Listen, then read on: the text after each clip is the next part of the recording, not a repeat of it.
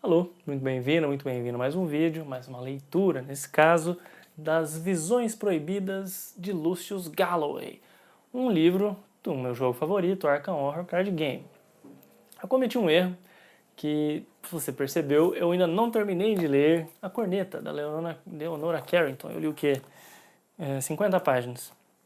E eu vou comentar o porquê e falar sobre a estratégia que deu errado nesse vídeo dessa semana, que vai sair no canal junto com esse. E, bom, vai fazer bastante sentido. Mas, explicando, são dois romances com estruturas bem diferentes e propostas diferentes. É divertido, mas é um pouco mais... Ele exige um pouco mais. E esse aqui é um pipocão, assim, tipo filme A Múmia, sabe? É bem divertido. E vê se eu não tô com razão. A história é a seguinte. Tem esse Lucius Galloway, que é um poeta, que ele acabou de escrever o primeiro livro assim dele que fez realmente sucesso, que é The Drowned City, né? A cidade submersa, a cidade afogada. E, enfim, ele escreveu isso e tal, e o companheiro dele tá tendo vários sonhos, ele tá acordando no meio da noite com sonhos, atormentado, e o próprio Lucius Galloway, ele tava tendo sonhos com essa cidade, e ele... Como é que eu vou explicar sem dar grandes spoilers? Mas assim, ele achava que era só o ímpeto criativo dele. Enfim, como todas essas histórias cutulescas, vai chegar eventualmente um livro envolvido, e o livro é o Necronomicon, né? O livro que... Olha o conceito. Esse personagem, essa figura, né, que tem na mitologia Lovecraftiana e tudo mais, que é o Alrazaret, alguma coisa assim, é sempre muito difícil de falar, mas enfim. Esse cara que viveu por milênios aí na Terra, ele, por ter vivido muito tempo e ter descobrido muitos mistérios do universo e tudo mais, qual que é a maneira dele manter as memórias importantes dele, né, táteis para ele? Seria escrever um livro. Mas como você escreve um livro das suas memórias e deixa isso em segredo, mas para olho nu, né? Então o que acontece com toda essa, né, mitologia do Necronômico é que conforme as pessoas vão entendendo o que está escrito, vão tendo vislumbres do que está escrito ali, dos rituais, dos símbolos, dos astros, dos mapas estelares e dos horrores cósmicos e tudo mais, essas pessoas vão enlouquecendo progressivamente. Então, qual que era o plano desse cara? Porque ele precisa desse livro traduzido para ele lembrar onde fica, né, um lugar que ele quer acessar. Uma cidade, a cidade é onde, né, o velho Cthulhu dorme e sonha em paz. Enfim. E aí, para quem já leu, né, Lovecraft vai fazer bastante sentido. Para quem não leu, enfim, vai parecer que eu tô falando coisas de culto e eu sou o cultista aqui, mas não é o caso. E aí, olha que legal, esse cara, esse Lucius Galloway, ele é contratado em parceria com uma outra tradutora do grego para que ela traduza as páginas, né, traduza o texto, e ele, como poeta, que tem essa expertise em épicos, assim, dessa coisa da cidade afogada e do místico e cósmico e tal, que não sabia ele, mas era uma coisa que estavam sendo sonhadas por ele e tal, e ele vai interpretar esse texto proibido. E aí cada um vai tendo um tipo de loucura diferente, mas assim, é muito legal a ideia da como a poesia entra nisso, porque a poesia é a linguagem codificada em linguagem, e enfim, aí se você já viu algum vídeo meu, você sabe que eu já fui pego 100%. E aí, enfim, ele vai desvendando isso, e o próprio conceito do vilão precisar dessas pessoas para que elas consigam traduzir e interpretar o que ele escreveu milênios atrás, para ele conseguir acessar o próprio conhecimento, porque ele viveu muito e ele esqueceu o que ele viveu. Enfim, muito legal. Assim, a história é bem simples, vão sair mais 2 livros ainda, vai sair a campanha, né, a expansão de campanha e tal. E não preciso dizer mais nada, mas eu me empolguei absurdamente com o livro, muito mais do que com a Leonora Carrington, que, nas palavras de Beatriz, não sei se seria uma coisa muito cancelável dizer isso, mas aqui nas palavras dela, e depois quando ela falou assim, até que faz sentido. Ela tá lendo também, né? E ela falou assim, nossa, mas é bem um livro de mulher, né?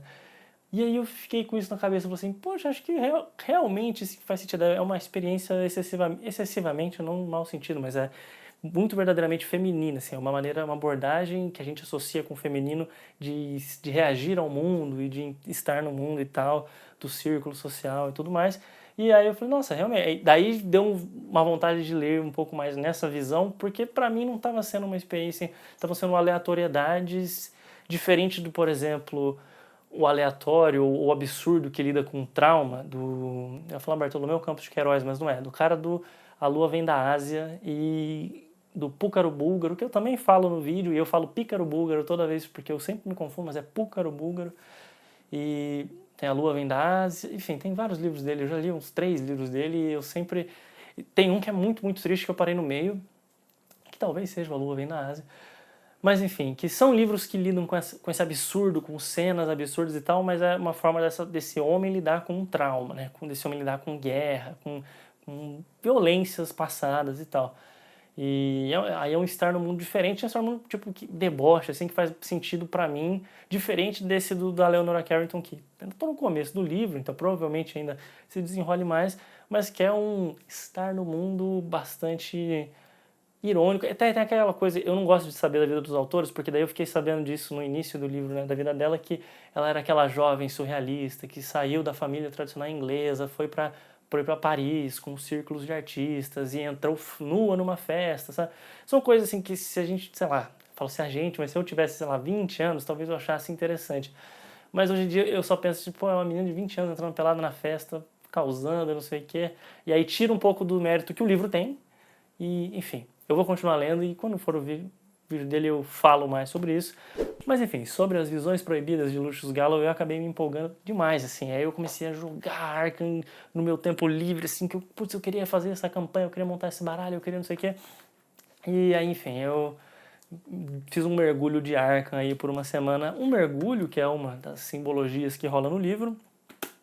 E é um livro assim que nem se você não joga Arkham, os board games ou qualquer coisa assim, se te interessa um pouquinho essas coisas cutulescas, você quer praticar o inglês com um livro que remete à linguagem de 1920, 1930, eu acho interessante. Em termos de vocabulário, assim, tem um trabalho bem legal editorial aqui de explicar, não, mas de trazer e incorporar mesmo, assim, palavras que estavam em voga na época e que você não vê muitos livros fazendo mais hoje em dia, assim. Enfim, é interessante, assim, é um livro divertido, meio de época. Claro que tem para mim todo o viés do jogo que influencia, todo o fato de ter lido Lovecraft inteiro e gostado do horror cósmico, não sei o quê.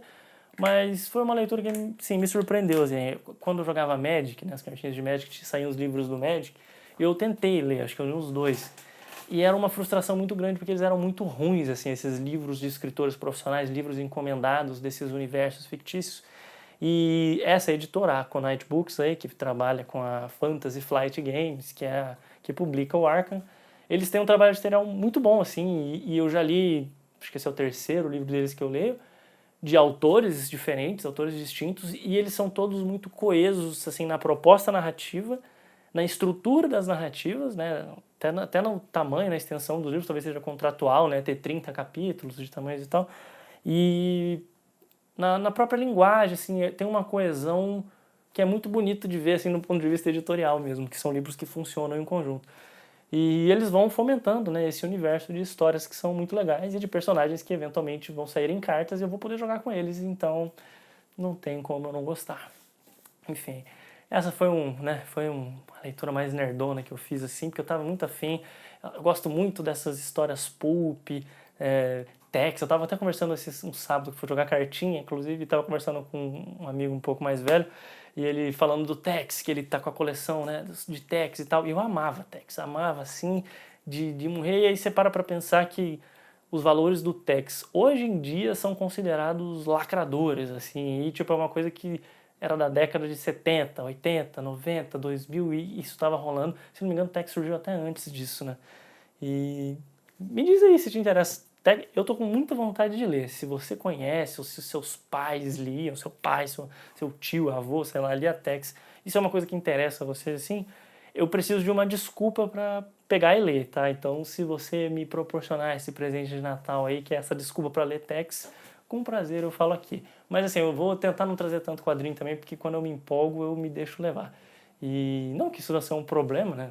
Tem um monte de coisa para ler, também tô lendo outros livros no meio, mas enfim, não quero poluir demais, assim, com muita alegria, porque isso aqui é coisa séria, isso aqui é trabalho sério, e leitura é coisa séria, não tem espaço para coisa de criança não, diversão, onde já se viu. Mas enfim, um livro divertidíssimo. Eu vou provavelmente ler mais um desses aqui esse ano, porque é vintão no Kindle e é muito gostosinho de ler, é fácil, me mantém jogando o meu jogo favorito de uma forma agradável, assim, me mantém engajado e tal. Então eu vou pegar mais um para ler até o final do ano, semana de Natal, alguma coisa assim, e eu trago aí. E aí eu vou ver se tem algum que tem uma tradução em português também, daí talvez seja mais acessível para mais gente que queira ler. E, enfim, são histórias legais. Mas no geral, leia, por mais que tenha todas as questões do Lovecraft, não tem como dizer que ele não influencia um monte de obras que a gente vê hoje em dia. Então, especialmente, eu vou recomendar aqui, se você nunca leu, eu não sei como que traduziram, mas é A Sombra sobre Innsmouth, que é um dos melhores contos que tem ali.